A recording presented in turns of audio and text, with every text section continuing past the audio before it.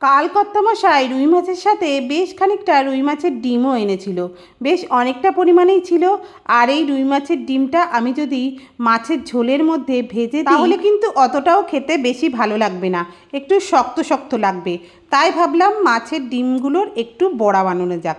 আর এই বড়াটা শিখেছি আমার মায়ের কাছ থেকে। তো আমি যেভাবে বড়াটা বানাই সেটাই তোমাদের সাথে শেয়ার করছি। মাছের ডিমটাকে প্রথমে একটু গরম জলের মধ্যে লবণ দিয়ে কিছুটা সময় ভিজিয়ে রাখতে হবে, তাহলে মাছের ডিমটা কিন্তু অনেকটা সফটও হয়ে যাবে আর মাছের ডিমের মধ্যে যদি কোনো ময়লা থাকে সেটাও বেরিয়ে যাবে।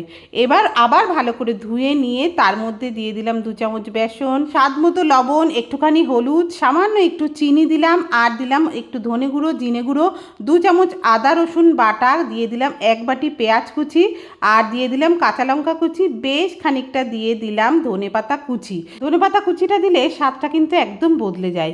এবার লো ফ্লেমে লাল লাল করে ভেজে নিতে হবে, ব্যাস তৈরি।